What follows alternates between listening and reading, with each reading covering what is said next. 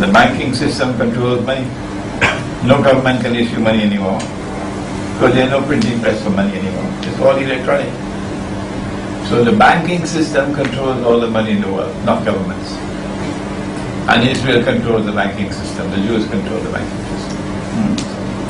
When Israel has ruled the world for a day which is like a week, I don't know how long that's going to be. I can make a guess, maybe 20, 25 years, but I can be wrong.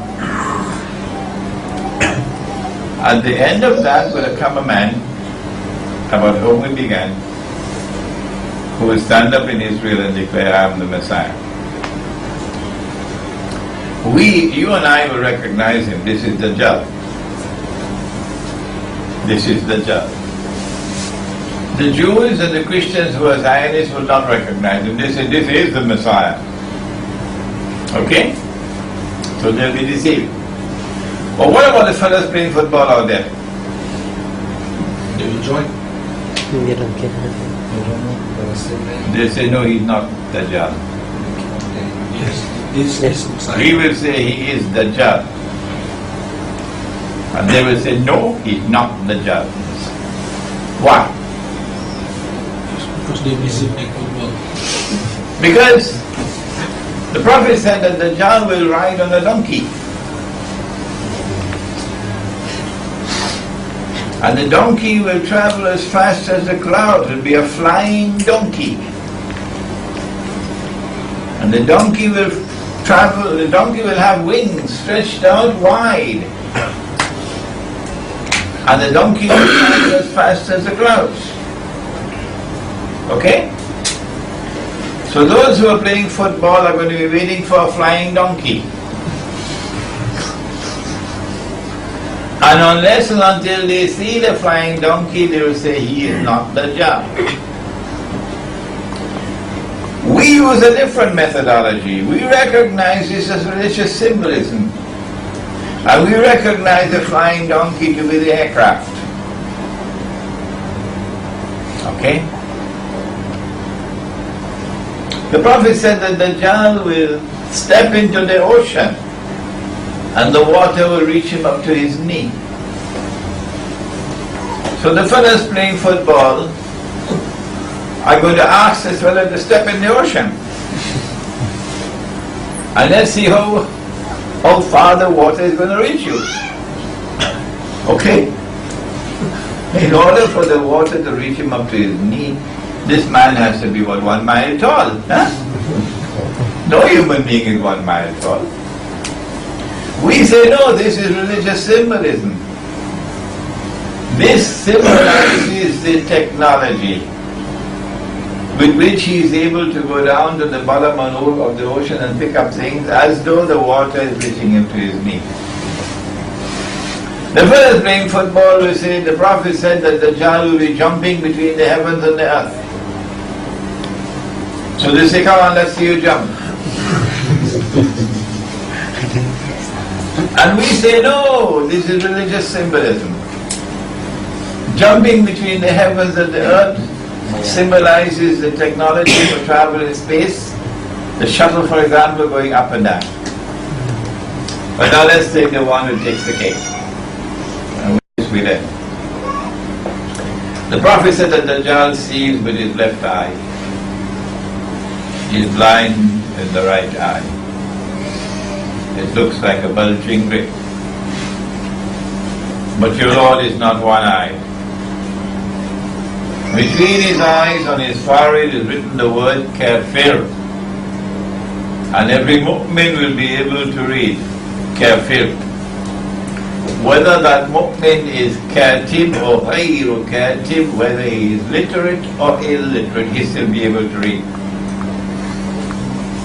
So the fellows playing football are going to say, he sees with 2 eyes. He is not one eye. He cannot possibly be Dajjal. And we say, but he is Dajjal. Because the one eye is symbolism. When the Prophet said that he sees with his left eye, the left eye symbolizes external sight. And when the Prophet said that he is blind in the right eye, the blind right eye symbolizes internal blindness. And the reason why the mu'min can read, but the kafir cannot read on his forehead, is because the mu'min is not reading with these eyes. He's reading with the internal eye. And the reason why the kafir cannot read, not because something wrong with his eyes, you don't have to send him to the eye specialist, you dum-dum. No, nothing wrong with his eyes. The reason why he cannot read is because he's internally blind. So there is a tremendous test of methodology here. Ours and theirs.